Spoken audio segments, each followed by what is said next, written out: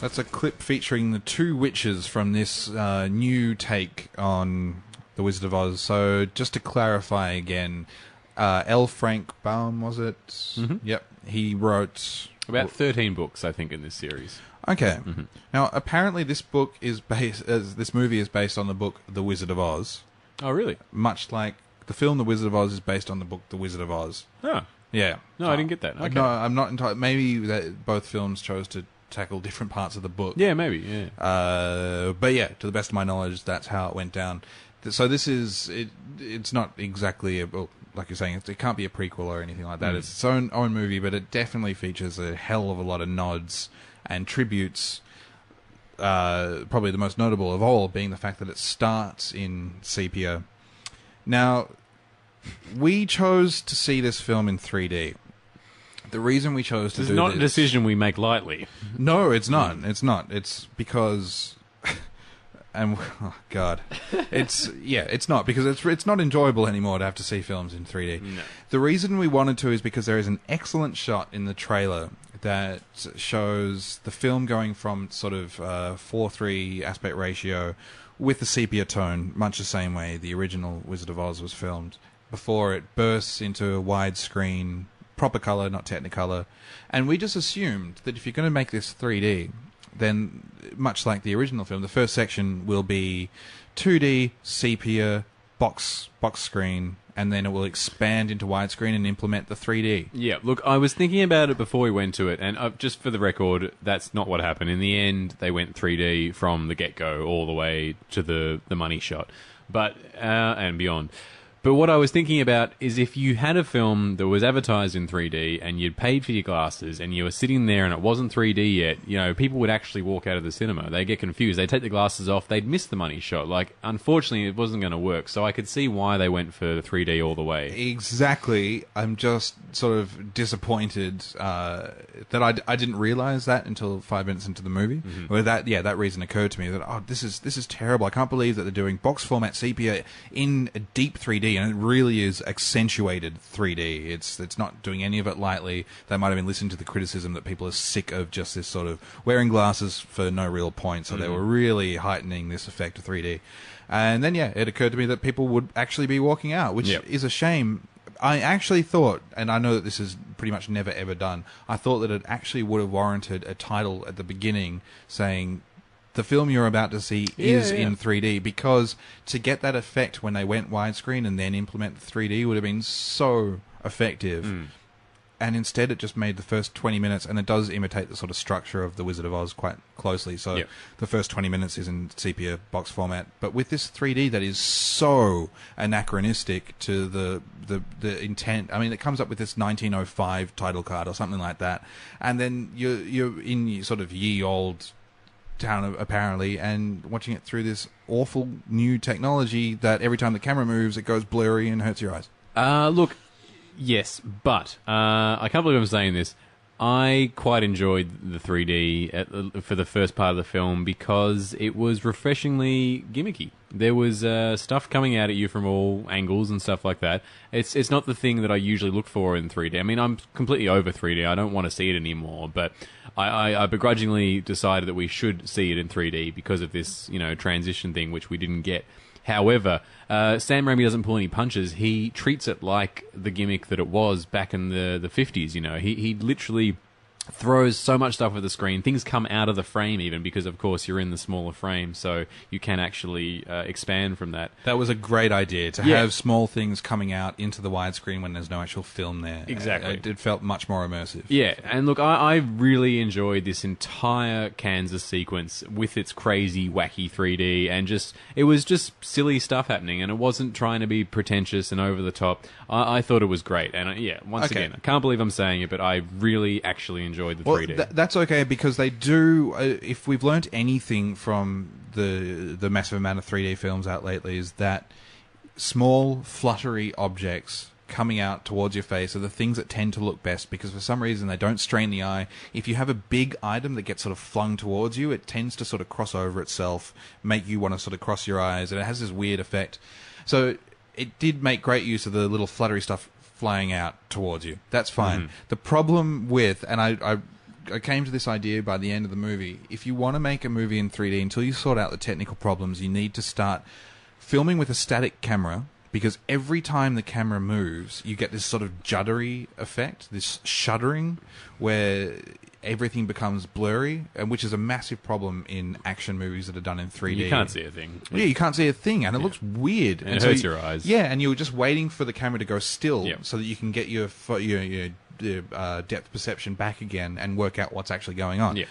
That was such a huge problem, but yes, they were using it as a gimmick, which is great. But that's it. I just can't believe that they wasted it. They had that money shot of the expanding screen into color, and they didn't go 3D. But what about the money shot though? Even with the 3D being there already, what did you think of that shot? I'm not sure if I liked it so much in the trailer that I was somewhat disappointed. I didn't find it as effective in the cinema. I mean, by the time it kicked in, it's very impressive. That's for sure. I just found the shot selection as and we won't say what it is exactly. You can see some of it in the trailer, but it's not the same actually. No, it's not. Which is weird. That's a good move. I'm glad they didn't quite spoil the whole thing in the trailer. Yeah, well, I think they went for the better option with the shot that they decided to do the transition with, because it seemed much more effective. This was a sort of too close to really get that huge expansion until they then cut to a different shot and it was out wide again. It's I thought it was somewhat wasted. And when the screen actually does go to full widescreen, it went a lot slower than I thought it would. I thought it would be more of a hey, look at this, bam. Instead, it was a very slow, gradual pull out. I thought it was fantastic. Actually, I preferred it to the one in the trailer. Oh, really? And this is interesting because the whole film leading up to this, I was having a good time. I had some reservations about James Franco, and unfortunately, that didn't really go away for the entire film. And I freaking love James Franco, but I just don't think he was right for this role. So, with that aside, I was still on board with the film, and up until reaching Oz, much like the original film, I was having a wonderful time, and I had so much promise for this film. Then things started to fall apart a little bit for me, and to be honest, it actually resurrected itself by the end. And once the credits rolled, I actually had a wonderful time in this film. I know you might not agree, but I think overall they did a really fantastic family film, and I think this is going to really speak to the children. Much like the original, the witches are scary, and they are going to terrify young kids, just like the witch in the original film did. That's the only thing. I mean, if you're going to have young kids coming to this, you're going to have to make a cut-off age of about 8, I'd say. Anything younger than 8 is not going to be able to handle the scares in this. I mean, Raimi is a horror director. He's got experience, and the flying monkeys are genuinely scary when you don't see them. When you see them later on, they lose their sort of Seems impact. like something straight out of The Simpsons when you see them. But when it's suggested earlier on in the film, and they're just sort of there as shadows and stuff, I mean, that is scary, and I think the kids are going to be really freaked out, which is annoying because this plot's pretty simple, and the target audience is a very young audience, because anything older or a little bit more, astute is going to be a bit bored with the plot developments. But once again, I'm going to point you to the original film, and I think these are very similar movies, and it's actually not a huge departure. Except, sorry, I'm not going to go on a bit, Dave, but I just need to say one more thing before you start. The contemporary humor and the contemporary way of talking is a problem, and I really dislike this, and it does just pull you out of it. I mean, the great thing about the original is they're not talking in the way necessarily that people talked in 39. They're talking in a very general fairy tale sort of sense. That it doesn't change that much. You can watch that film now and you're not paying attention to the way that sentences are being formed. Whereas this film is very much a film made in 2012, 2013, and that is a massive problem. And I hated that. I hated hearing these classic characters speak with such contemporary sort of colloquialisms and stuff like that. Didn't make any sense. No, it was awful. And the accents, I mean, they say time and time again that Franco's character, the Wizard of Oz, is supposed to be from Kansas, and he doesn't even have a generic Southern accent. He just speaks like he always does. The witches are the same. They have their own accents, and that's irritating. Now, sorry. Yeah. No, well, I'm glad you started with the positives, because I'll say straight up, I was really, really disappointed with this. And I'm more than aware that you can't compare this movie to The Wizard of Oz. It's just, even if it was trying to be as it claims to be, not a prequel, definitely not a sequel and so on, but even if it was claiming to be you can't begrudge it the fact that it's going to appear nothing like the original. There is no point of reference or nothing left. There's very... Actually, no, I'm going to go as far as to say there is nothing left in cinema today that is apparent in The Wizard of Oz.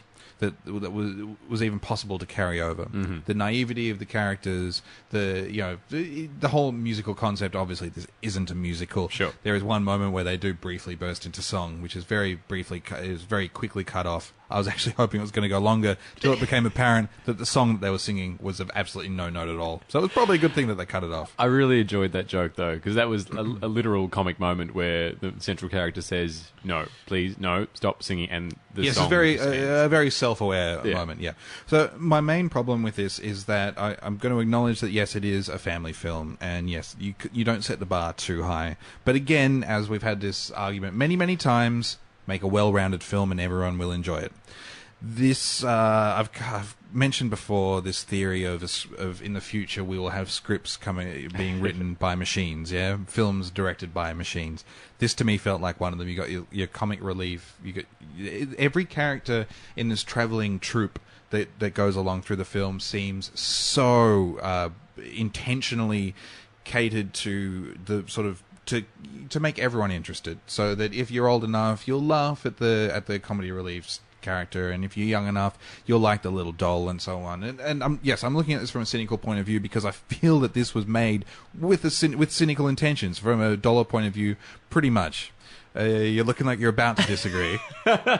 Look, I don't think so. I mean, yes, you can say that about every single film that gets made. I mean, the point is the filmmaking industry is a business and they're there to make money. So that is an argument that's only going to go so far. I feel there actually is a lot of love in this film, and I think there's a lot of respect for the source material, and there's a lot of wish to make a timeless film, which they admittedly didn't achieve, but I still think this is a really warm story that they've got going here. And I mean, if you want to talk about films, scripts by computers, I mean, I Exhibit A again, Wizard of Oz, that whole sequence where they meet each individual character and they just repeat the same motif over and over again. I mean, that's not fantastic writing.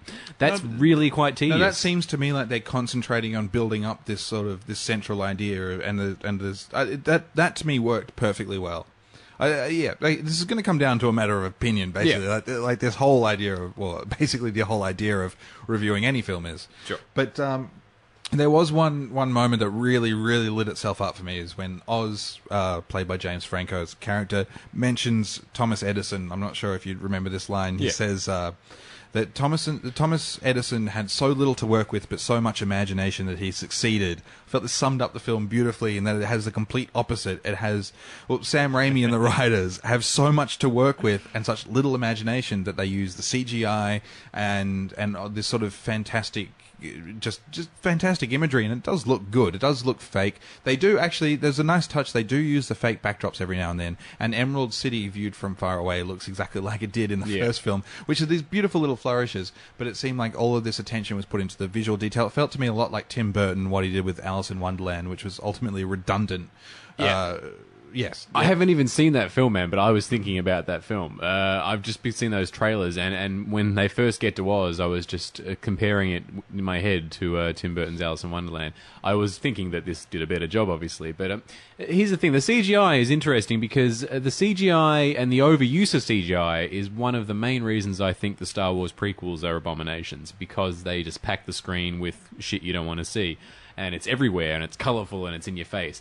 And I think it is a real detriment to those films, and it failed. But here's the thing.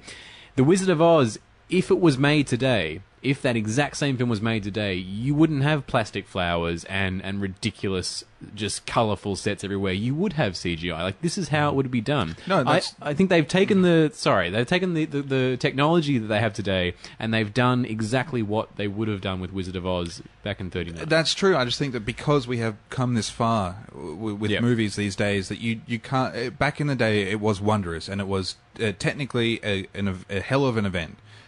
These days, it's just not enough to impress with visuals, as it might have been back then. I'm always going to support the physical filmmaking direction. I always think we should have more real things in front of the camera and less sound stages and less green screen and stuff. This film is all green screen. Oh, and it was blatantly obvious. But I think in the as long as it's a service to the storytelling, I'm okay with green screen. And in Star Wars, it failed miserably. In this film, I think it works okay because it is a fantasy land. It's not supposed to be real. Yes. And I was okay with it. I don't have a problem with the look so much as the fact that the plot. It basically had the thinnest of plots that you could have, and seemed content to base its appeal on this sort of wondrous vision and just going along with it for the ride, which is fine. For Just like Wizard of Oz. Yes, but because it was technically astounding, that it's and even to people that are... But yeah, that's my point, is that you can get away with that back then, but you can't anymore. You need to have a more solid foundation. And I felt like this film had no foundation upon which to base its visual appeal at all. That's a fair point. And look, I did lose the plot about, I don't know, half an hour before the film finished. I was really bored and I was kind of a bit depressed because I was just sort of watching things unfold and I'd stopped caring about the characters and I was thinking to myself, damn it, I was enjoying this. What happened? And somehow it picked itself up again. I can't really explain it, man, but I enjoyed the way this story resolved itself. I enjoyed the final showdown, and I think that it's gonna be a film that kids are gonna want to watch again and again as soon as they get over the scary witches. I don't think. Oh, okay, right. I should just quickly say I don't think they're going to watch it over and over again, at least not to the degree that The Wizard of Oz.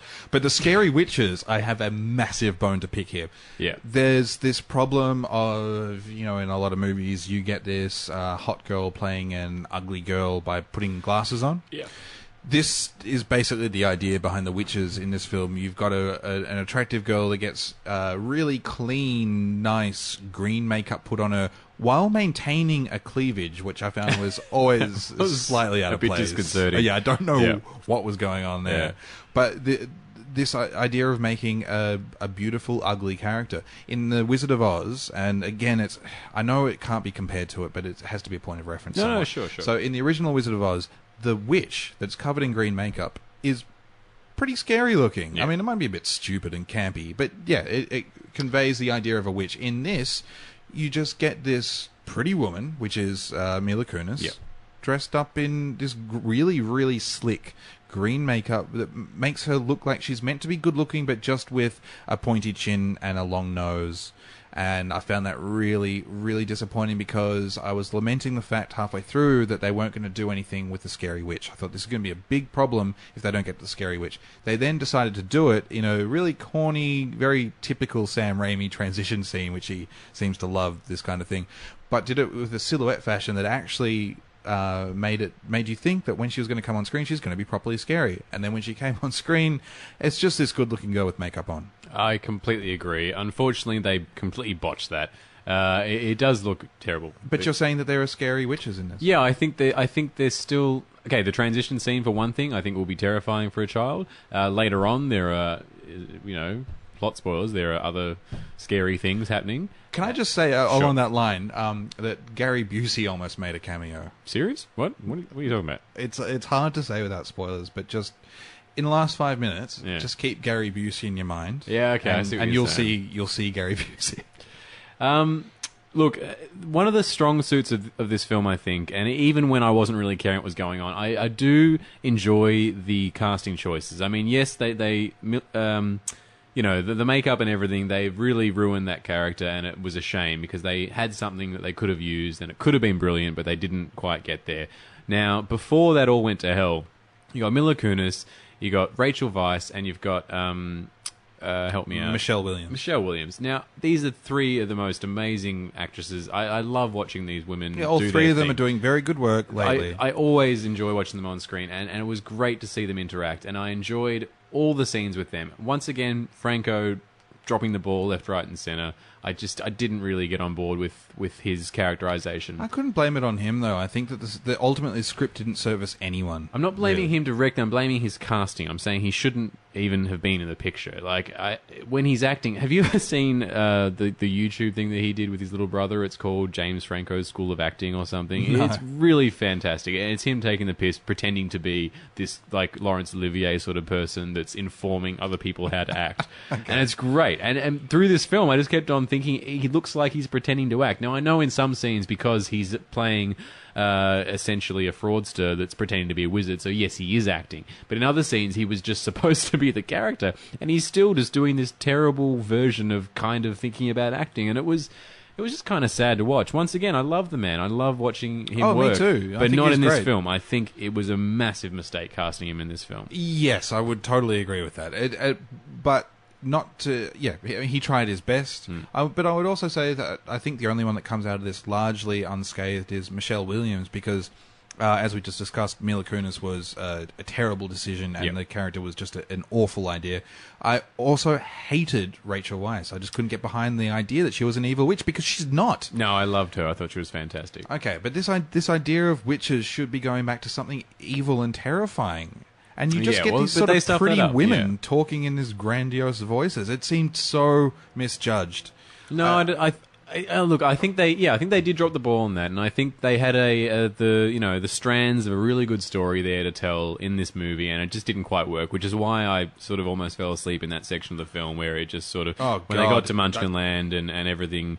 I couldn't be bothered. But if you have to say, if I had to sum this movie up with one word, I would say boring. Ultimately, ignoring everything else, I was bored. I was very, very bored. I agree with you only in that section of the film that I'm talking about. For the first half of the film, I loved it. For the last part of the film, I loved it. There was just a bit there where it just lost it completely. But, I mean, this kind of thing could be written by a sandwich at this point. It's not. There's nothing creative going into this. No, I think there were some ideas. I think there were some really nice ideas that were really brought to life with some interesting visual ideas. It just didn't. It had a hard time gelling. Yeah, I think it could have been almost a classic if they just tweaked things here and there and just made some different sort of decisions. It's not perfect, man, but I think they made an admirable effort. I was impressed. All right, okay. I can't say I went that far. I definitely didn't hate it. Yeah. I was just so underwhelmed. I also find it curious that it's directed by Sam Raimi, who's obviously most known for The Evil Dead, and there's a lot of Spider-Man these days. And Spider-Man trilogy, the original Spider-Man trilogy. There's a lot of love out there for Sam Raimi. He and this is no secret, there was a lot of trouble on the set of Spider-Man 3, and Sam Raimi came out publicly and said that he couldn't stand the studio system. I found it strange that he then went back to become almost a corporate cog in this sort of, not a reimagine, just a whatever. Yeah, I don't know. The man's got to eat. I don't know. Yeah, no, he does. And he also managed to sneak his brother in typical fashion. Look, I think Sam Raimi is he's too nice a guy to want to bag on. And I know a lot of people like that horror movie he made recently. Drag Me to Hell. Drag Me to Hell. Awesome, man. Yeah, I know. I disagree with that as well, but I got a lot of reasons for that. But I would feel mean to diss him too much. Sure. Look, I just find it strange that he would do Spider-Man 3 and then after doing his little going back to his horror roots, then come back and do something like this. I agree. Strange. It is a strange choice, but look, I honestly think that this is it's a flawed triumph, and I think this is great for the kids as long as they're it is. Words. Well, come on, it really does take a great story. And it's great sort of legacy. Wait, great story from The Wizard of Oz. Yeah, as in whatever source material they're going from. Like, I like the story overall. It's a great story. Yeah, they just failed on a few sort of areas in delivering the story to the screen. Yeah, but I think overall they failed on telling a story. No, they did. They have a beginning, middle, and end. The middle is a bit muddled, but essentially, it's.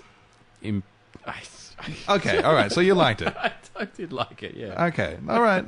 Look, it's not the worst movie ever made. I find it hard to get on side because it just seems like this sort of, like I said, machine-made film. I think it's a very nice family film, and I think it has a better message at the end than The Wizard of Oz did. That's true. It's such a trite message at the end. Yep, but it still promotes a little bit more goodwill than the really reactionary message at the end of Wizard of Oz. I know, yeah. Very, very conflicting message at the end of that film. Yeah.